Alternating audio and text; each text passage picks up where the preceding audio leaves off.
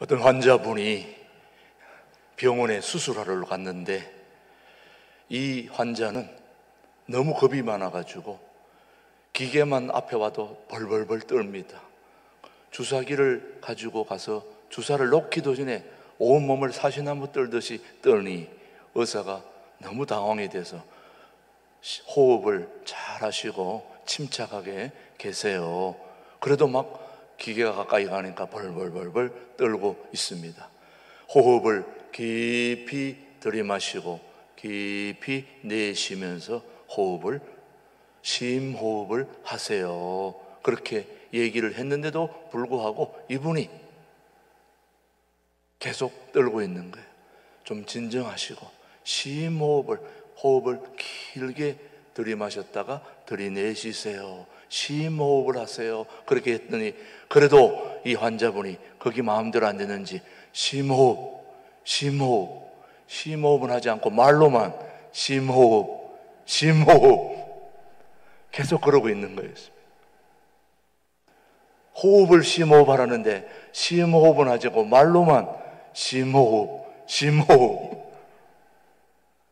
우리 성도들이 믿음 다 아는데 정말로 진짜 믿음이 있는지 모르겠어요. 할 수 있거든이 무슨 말이냐? 믿는 자에게는 능치 못할 일이 없느니라 그렇게 말씀하셨는데 정말 그런 믿음을 갖고 계시는지 모르겠어요. 심호흡 하듯이 우리가 믿음 하는데 정말 믿음이 있는지. 믿음은 믿는 능력입니다.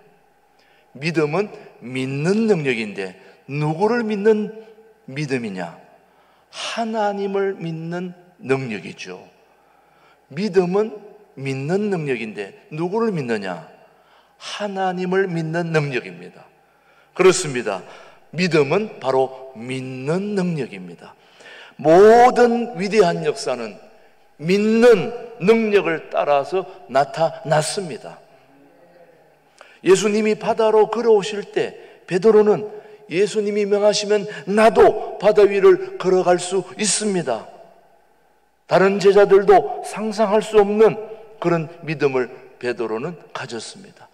다른 제자들은 아예 예수님이 물 위로 걸어오실 때 나도 걸어가겠다 하는 생각조차도 못했는데 베드로는 예수님이 나를 걸어오라 하시면 나도 걸어갈 수 있겠습니다 라고 생각했던 그런 제자가 바로 베드로였습니다. 정말 한번 말씀을 찾아보십시오. 마태복음 14장 28절 시작. 베드로가 대답하여 이르되 주여 만일 주님이시거든 나를 명하사 물 위로 오라 하소서 하니 오라 하시니 베드로가 배에서 내려 물 위로 걸어서 예수께로 가되. 우리 인류 최초로 물 위를 걸었던 그런 사람이 바로 누구였습니까? 베드로였습니다. 베드로는 주님이 명하시면 물 위로 걸어갈 수 있다고 믿었습니다. 그에게는 물 위로 걸을 수 있다고 믿는 믿음의 능력이 있었습니다. 물론 조건이 있었죠. 나 자신을 믿는 능력이 아니라 누구를요? 하나님을 믿는 능력이 있었습니다. 근데 예수님이 물 위로 걸어오시는 걸 보고 나도 걸어갈 수 있다고 믿었는데 거기에는 한 가지 조건이 있습니다.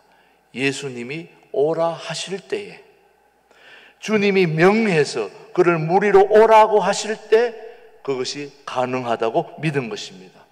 주님은 베드로에게 오라 했습니다. 예수님이 오라 했을 때 베드로는 주님의 말씀을 따라 주님을 바라보면서 물 위를 걸어갔던 최초의 물 위를 걸었던 인물, 전무후무한 그런 인물이 바로 베드로였습니다. 그런데 물 위를 걸어가던 그 베드로는 한참 걸어가다가 주님을 보고 걸어가다가 주님을 바라보지 못하고 바람을 바라보았습니다. 그 순간 그의 믿음이 약해졌습니다. 무서워졌습니다. 어디로 빠졌습니까? 물속으로 빠졌습니다. 결국 예수님께 도움을 요청했습니다. 그때 예수님은 베드로의 의심을 책망했습니다. 말씀을 한번 보십시오. 마태복음 14장 시작. 바람을 보고 무서워 빠져가는지라 소리질러 이르되 주여 나를 구원하소서 하니 예수께서 적시 손을 내밀어 그를 붙잡으시며 이르시되 믿음이 작은 자여 왜 뭐하였느냐 의심하였느냐. 예수님이 책망하신 것은 그의 의심을 책망했습니다. 의심하면 믿음이 약해지는 겁니다. 저와 여러분의 믿음이 언제 약해지느냐? 의심할 때 약해집니다. 믿음이 강할 때는 무리를 걷습니다. 그런데 그 의심이 들어오면 물속으로 빠집니다. 그러니 저와 여러분이 경계해야 될 것이 무엇입니까? 의심입니다. 의심이 우리를 믿음에서 떨어지게 만듭니다. 오늘 우리 신광두레 교회 교우들은 이 살아계신 하나님을 믿는 그 믿음에 의심이 없기를 바라는 겁니다. 자, 그러면 우리가 의심이 없으면 무리를 다 걷습니까? 어떤 분이 이 말씀대로 정말 한번 의심을 하지 않고 한번 가서 걸어봐야 되겠다 해서 실제로 물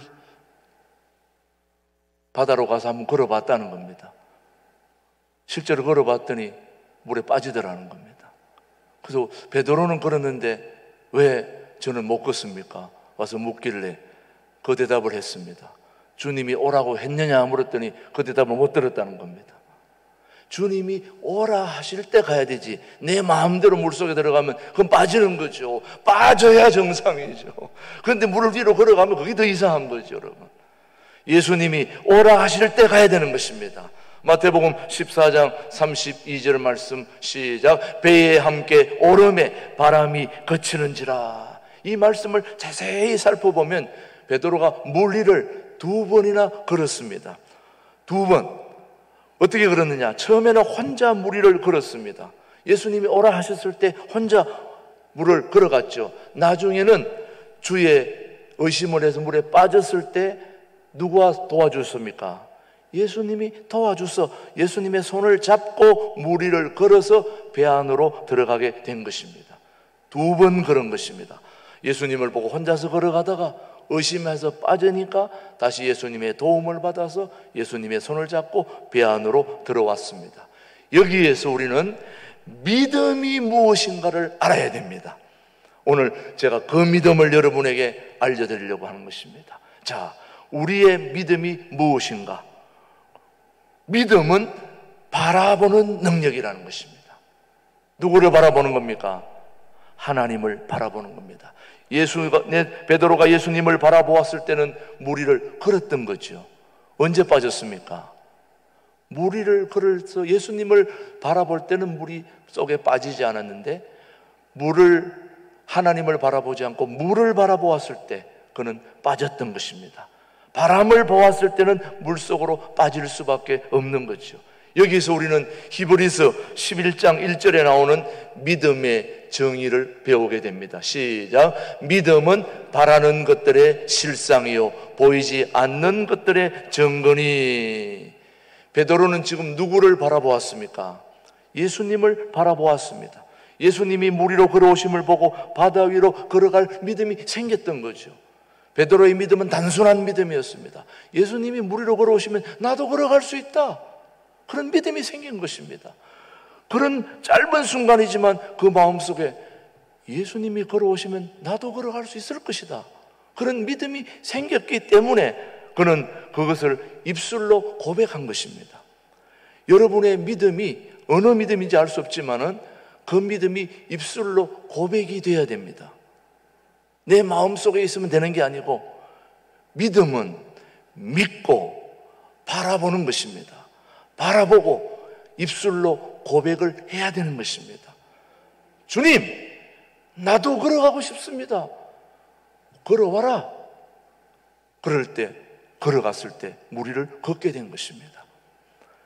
우리 마음속에 무엇을 바라는 믿음이 있다면 그 믿음이 입술로 고백이 되어져야 되는 것입니다. 기도로 하나님 앞에 고백되어졌을 때 예수님이 그렇게 해, 그렇게 하라고 하면은 그렇게 하면 되는 것입니다. 근데 우리는 의심을 하기 때문에 그게 안 되는 겁니다. 베드로는 고백과 함께 예수님이 오라는 그 말씀을 쫓아 걸어갔습니다. 여기서 우리는 믿음에 대한 또 하나의 정의를 내리게 되는 것입니다.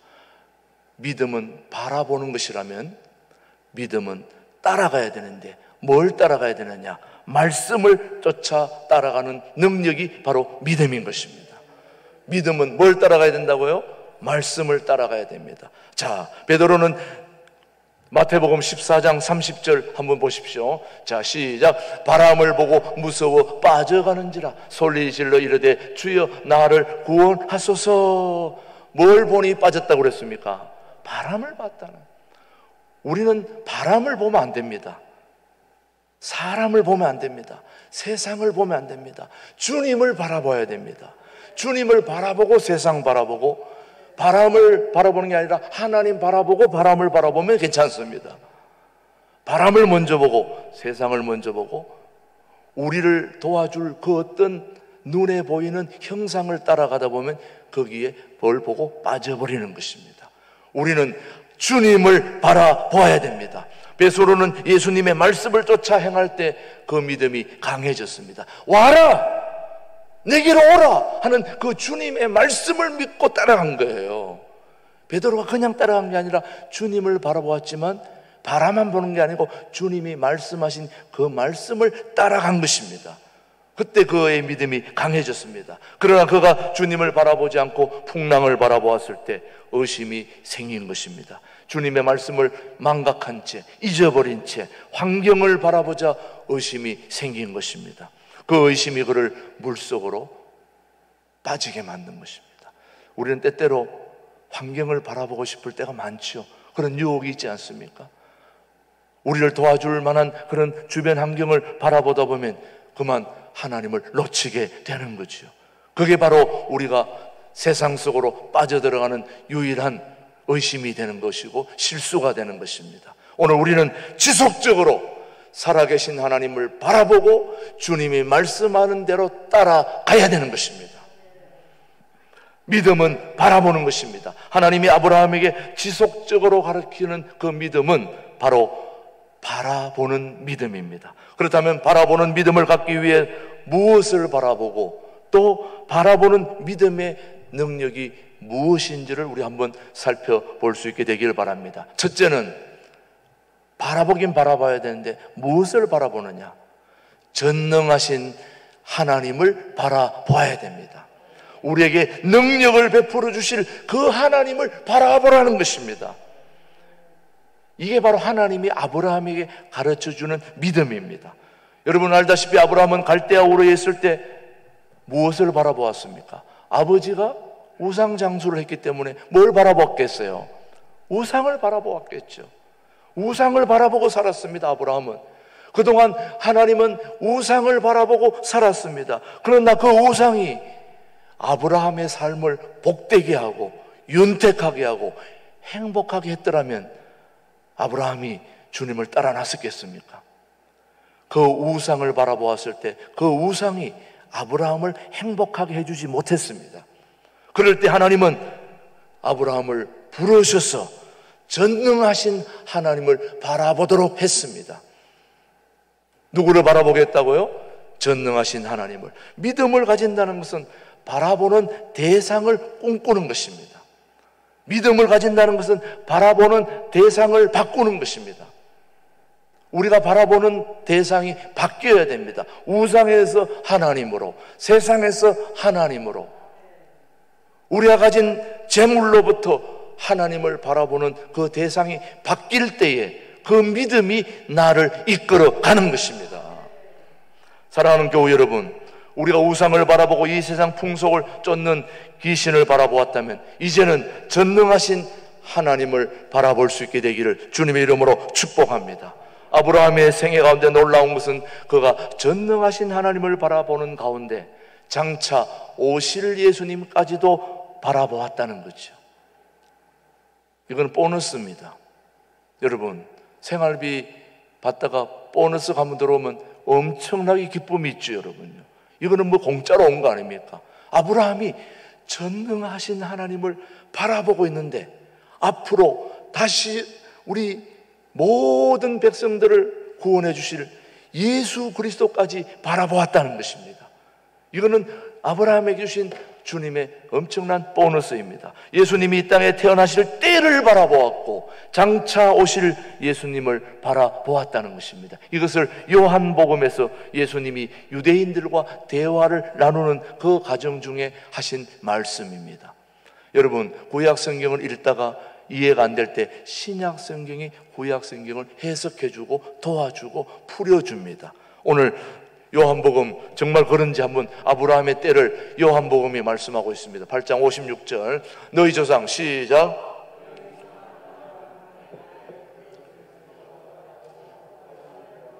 다시 한번요. 너희 조상 아브라함은 나의 때 볼 것을 즐거워하다가 보고 기뻐하였느니라.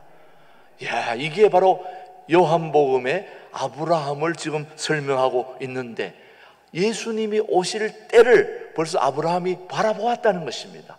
언제 알았느냐? 하나님을 바라보다가 전능하신 하나님을 바라보는 중에 하나님께서 독생자 예수 그리스도를 이 땅에 보내주시는 것을 이미 수천 년 전에 미리 보고 계셨다는 말씀이죠. 우리가 바라볼 대상은 하나님입니다. 믿음의 주가 되시는 예수님입니다. 예수님을 바라보면 믿음이 강해지는 것입니다. 희망이 생기고 바다 위로 걸어갈 수 있는 강한 믿음을 소유하게 되는 것입니다. 여러분, 여러분의 믿음 어떤 믿음입니까? 주님을 바라보는 믿음이 되어야 되는 것입니다. 자, 우리는 또한 어떤 믿음을 우리가 살펴야 되느냐? 두 번째, 과거가 아닌 희망찬 미래를 바라보는 믿음이어야 됩니다. 우리는 돌이킬 수 없는 과거에 매여 있을 때가 얼마나 많은지 몰라요. 돌이킬 수 없는 과거가 아니라 밝고 희망찬 미래를 바라볼 수 있게 되기를 바랍니다. 여러분, 하나님은 갈대아 우르를 떠나라고 주님이 말씀하십니다. 하란도 떠나라고 말씀하십니다. 갈대아 우르도 하란도 너의 과거일 뿐이지 미래를 희망차고 밝고 따뜻하게 해줄 수가 없기 때문에 내가 네게 지시하는 가나안 땅으로 가라. 거기서 전능하신 하나님을 바라볼 때 너의 삶이 행복하고 즐겁고 기쁠 것이다. 그렇게 주님은 말씀하면서 너의 본토 친척 아비집을 떠나 내가 네게 지시하는 땅으로 가라 했을 때 갈대아 우르 바벨론의 그 초생딸, 비옥한 그 초생딸 지역에 태어난 아브라함이 하란을 거쳐서 가나안 땅으로 가는 장소 이동으로만 봐서는 안 됩니다. 아브라함이 바벨론에서 가나안 땅으로 이동한 그 장소 이동만 의미가 중요한 게 아니라 과거로부터 떠나라는 것입니다. 우상이 가득한 바벨론, 초생딸 지역, 이슬람, 그리고 우리를 영원한 하늘나라로 이끌지 못하는 그런 우상, 생명이 없는 그 과거로부터 떠나라고 아브라함에게 말한 거지 장소를 이동하라는 게 중요한 게 아닙니다. 여러분, 양주에서 동두천으로, 동두천에서 양주로, 의정부에서, 파주에서 이 동두천으로 왔다고 중요한 게 아닙니다.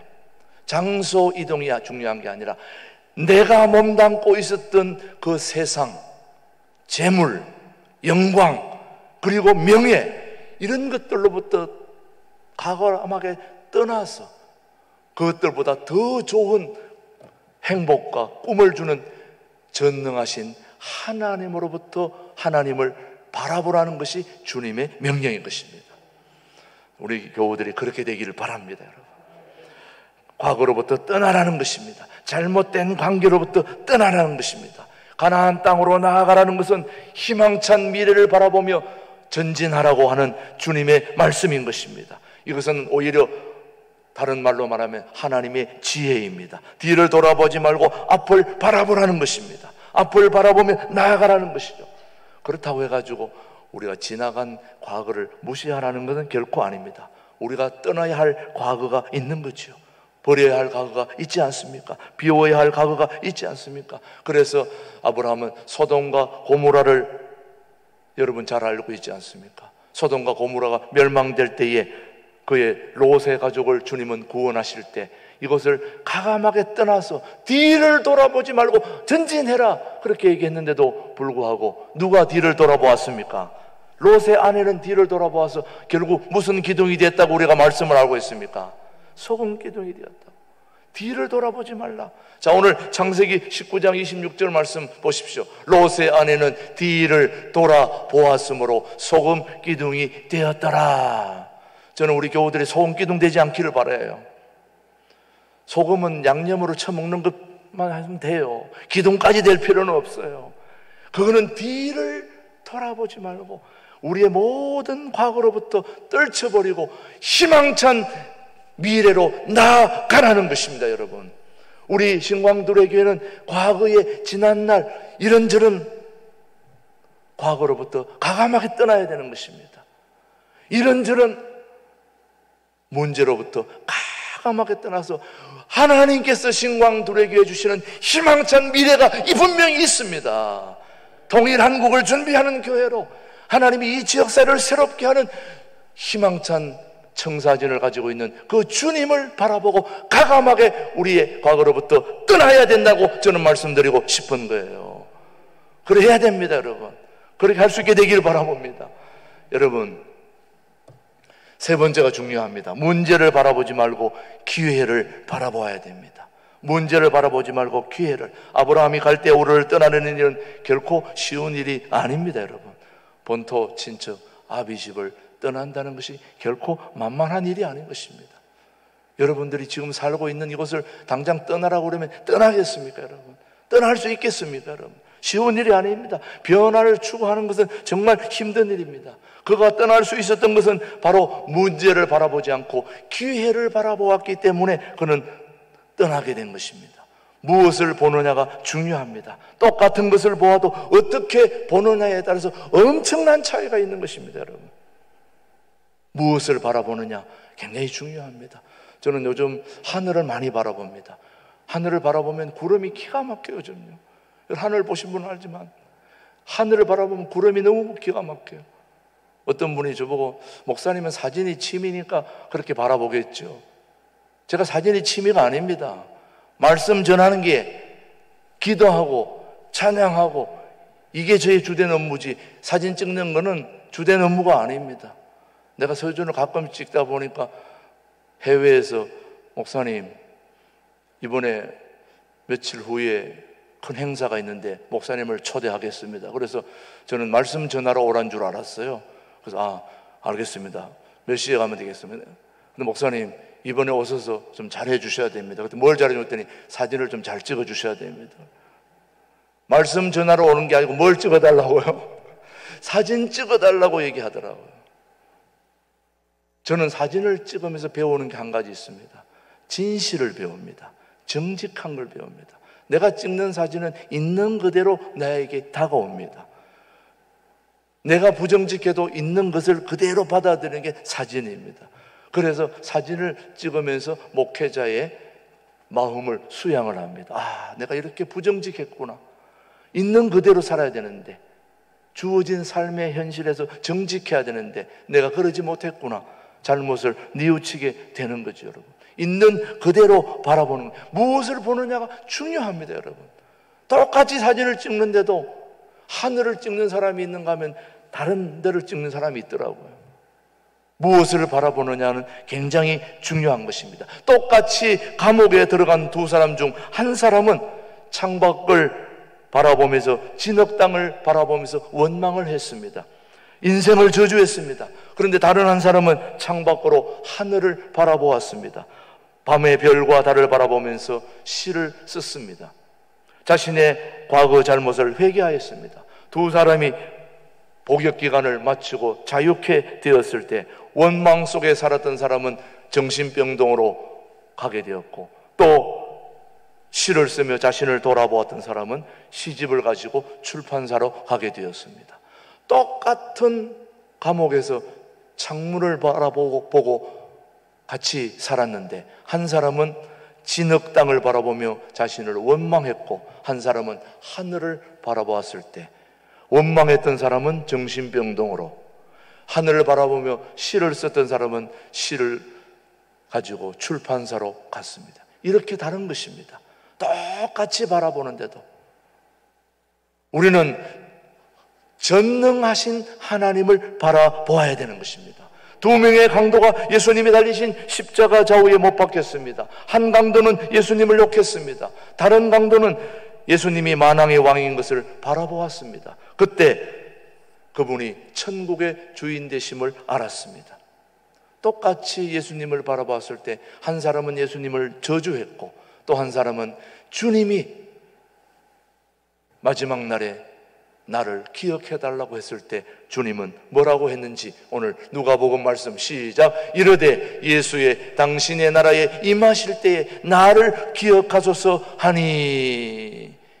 자, 똑같이 한 사람은 예수님을 저주했고 또 한 사람은 나를 기억해달라고 기도했을 때 하나님이 마지막 응답을 어떻게 했는지 그 다음 말씀 시작. 예수께서 이르시되 내가 진실로 내게 이르노니 오늘 네가 나와 함께 낙원에 있으리라.